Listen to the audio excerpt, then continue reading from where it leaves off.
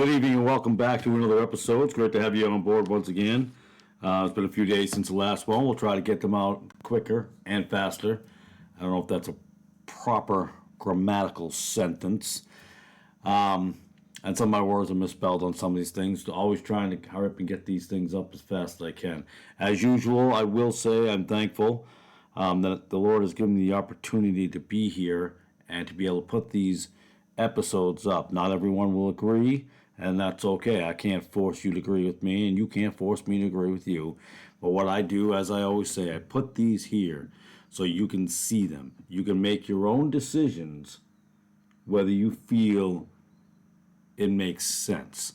I know that people want to talk on and on about, it wasn't in the original manuscripts. Right, I understand. We have that argument. We can go through all the unicles and the papyrus and so forth and figure it out from there. But let's get right into it. We're going to start with Mark chapter 9, verse 29. And he said unto them, this kind can come forth by nothing but by prayer and fasting. That's the King James Bible. And just a side note, other versions agree with this. Even the ESV's enemy, the NIV, also has it in it. And now in the ESV it says, and he said to them, this kind cannot be driven out by anything but prayer. Now, do I think prayer is important? Absolutely. Prayer is a very key part of the situation. But what about fasting? How is fasting not important? How is that not an issue? Why is fasting left out? And some ESV fans will probably tell me, listen, fasting or a version of it's in the ESV over 100 times.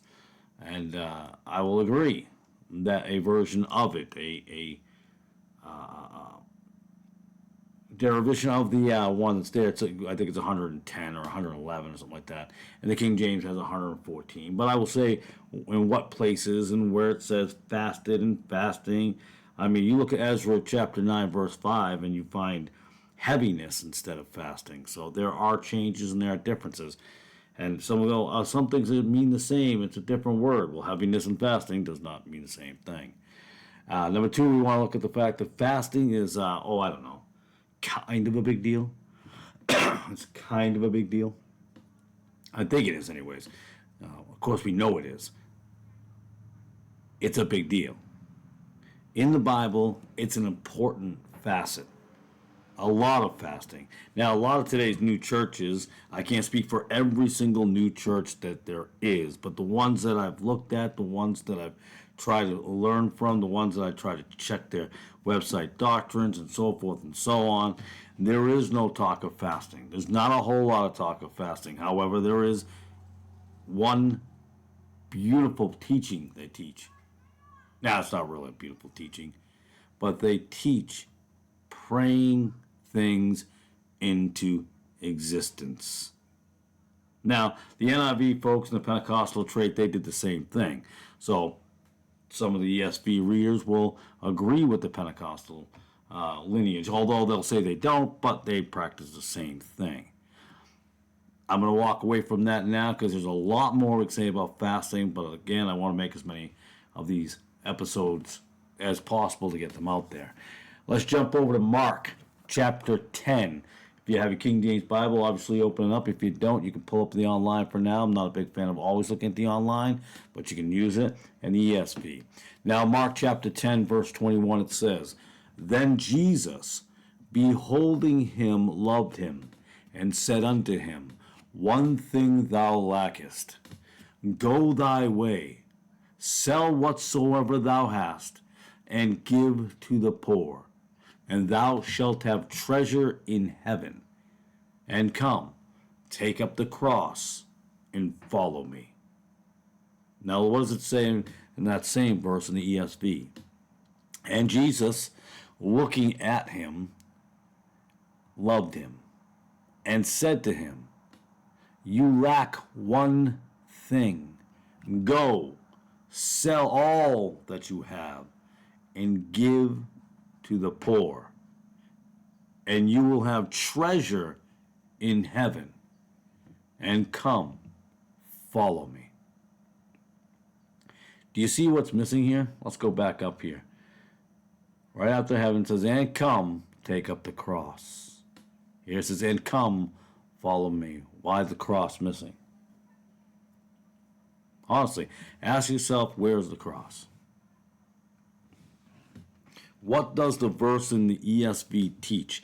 Come follow me. Come follow me. Just follow. There's nothing else. And there are teachers who will give multiple options of how you should follow Jesus, and using this verse to give you different ideas.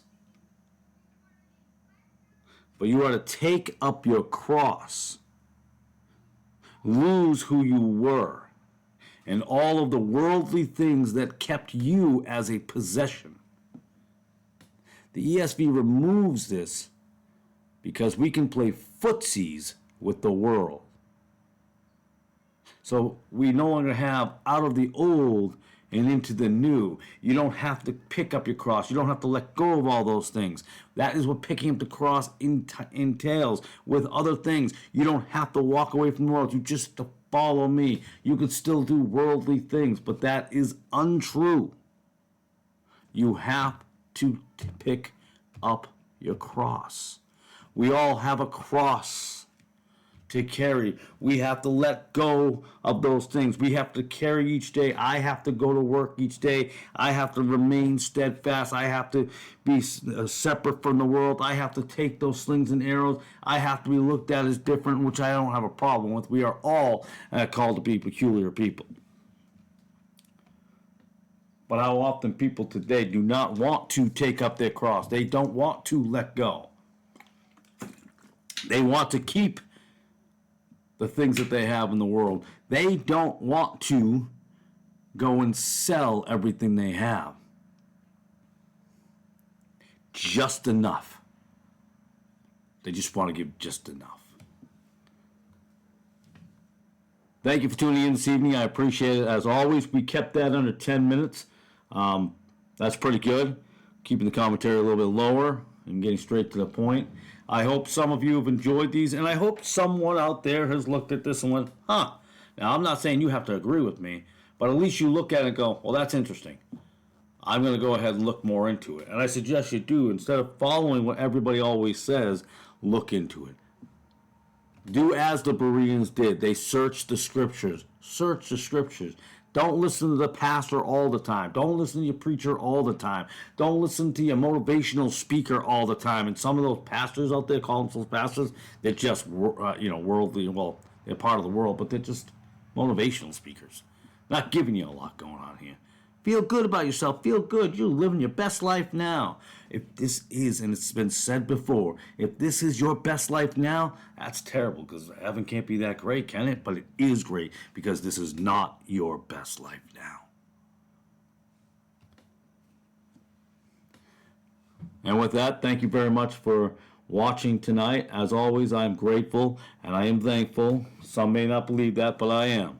I'm absolutely, no matter what the comments are, I'm thankful you take your time.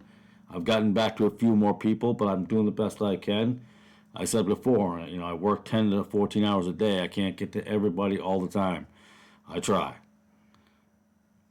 And with that, God bless and have a beautiful evening. Good night.